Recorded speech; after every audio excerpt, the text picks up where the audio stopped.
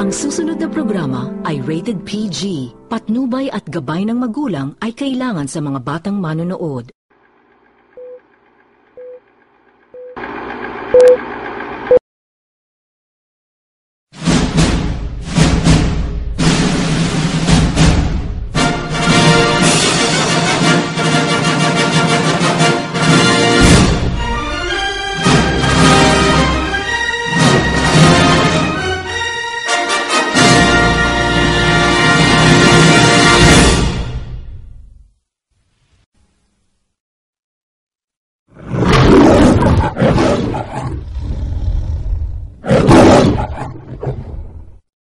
Si Naifan ay isa sa mga sikat sa kapitbahayan.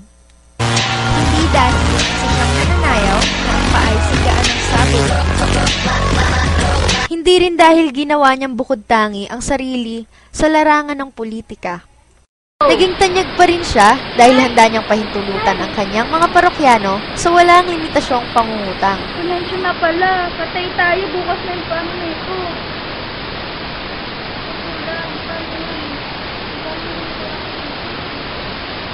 Paano po kung na lang muna tayo ng pera kay Kuya nito?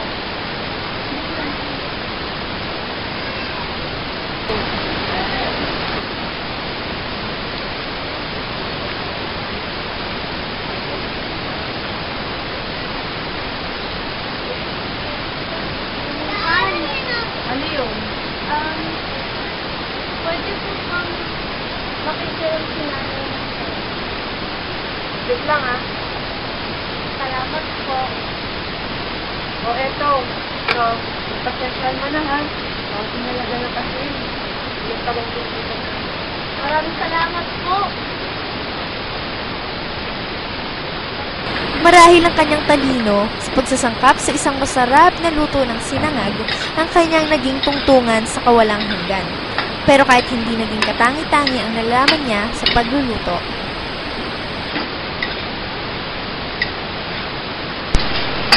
mahilig din siyang mamigay ng matamis sa mga bata nang hindi naghahanap ng pera.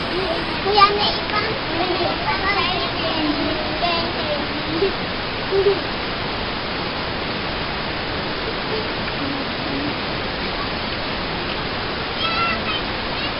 Dahil sa pamimigay niya ng matatamis sa mga bata, ito ang nagiging dahilan madalas sa pagrereklamo ng kanyang asawa. Ano ka ba, Naifan? Bakit ka laging nagbibigay ng matamis sa kanila? Hindi mo ba alam na ikahihirap natin yan? Alam mo ba, ang dalawang isatang matamis ay hindi kinagirap. Sa iskinita ding iyon, naninira ng isang lasenggo. Nahilig ng lumitaw sa kainan at tumula ng mga berso mula sa kwento ni na Kunchang at Kuntain.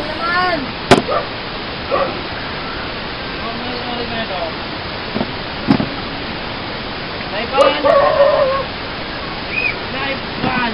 Asa na ba? Ano ba eh? Gan!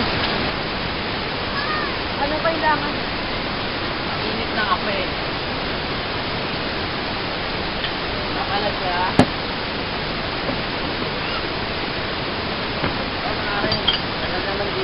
Hihingi pa ang lasenggo ng isang tasang kape na may yelo na malugod na mga pagkakalog ni Naifan na may kasama pang donut para kumpleto.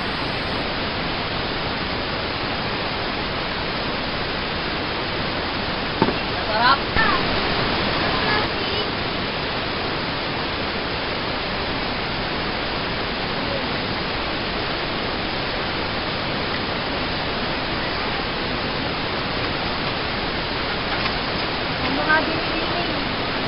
Pag maulan, sinasabi ni Naifan sa mga estudyanteng dalagita, Ako nahihirapan na kayo sa pagtatampo sa mga kasi maaalit na ipapakang ito ka. Salamat, Kuya Naifan.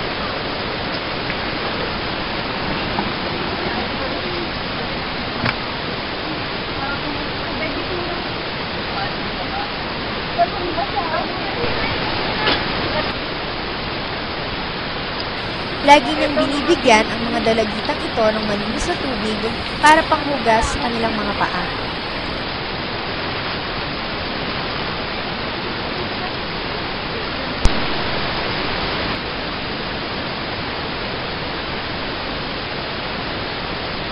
Pero eksaktong 8:00 ng gabi, ay isasara na niya ang kanyang tindahan. Ay, ang oso na pala. Kailangan ko magsara. Ah, alam ko na. Ipambibili ko na lang ito ng pansala ng kape.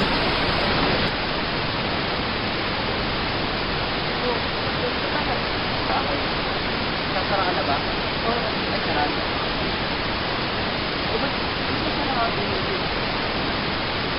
Parang na... Nako, alam mo ba, mas masarap matulog kaysa magpayaman. Masarap matulog kung sumasara.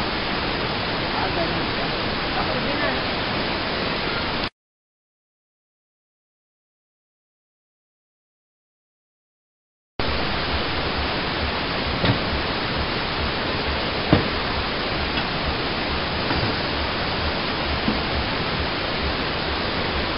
Oh, hindi ka ba itatid ni Paula? Na po kami ni Paulo. Bakit? Ipilit niya po kasi akong Tapos, ito po, dapat, bibigay ko po yun sa lalaking papakasalan ko. Tama yun, anak. Papadilim na at nagsasara na siya ng tindahan nang biglang pumasok ang isang kabataang lalaki. Ano pang may paglilingkod ko sa inyo, sir? Iabot mo sa lapi mo. Lahat. Lahat ng meron ka. Pag napatay mo ko, wala nang kaso doon. Kaya iabot mo na lahat. Lahat ng meron ka. Ibibigay ko sa iyo ang pera, hindi dahil sa baril mo. Ibibigay ko ito dahil maaaring nakasalalay dito ang buhay at kamatayan ng isang tao. Dapat barilin ko ang aking sarili kaysa barilin ka.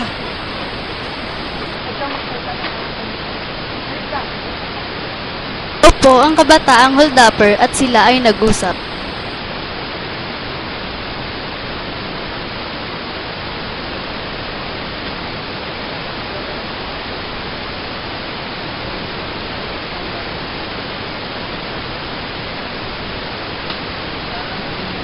Dahil sa kanilang pag-uusap, ay naliwanagan ng isip ng kabataang holdupper.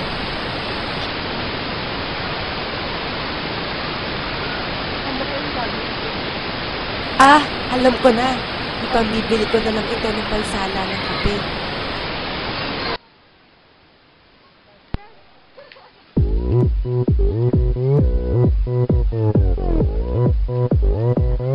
오빤 강남스타일 강남스타일 낮에는 따사로운 인간적인 여자 커피 한 잔에 여유를 아는 품격 있는 여자 밤이 오면 심장이 뜨거워지는 여자 그런 반전 있는 여자 나는 선호해 낮에는 너만큼 따사로운 그런 선호해 커피 식기도 전에 원샷 때리는 선호해 밤이 오면 심장이 터져버리는 선호해 그런 선호해 아름다워 사랑스러워 그래 너 그래 바로 너 아름다워 사랑스러워 그래 너 그래 바로 너 지금부터 갈 때까지 가볼까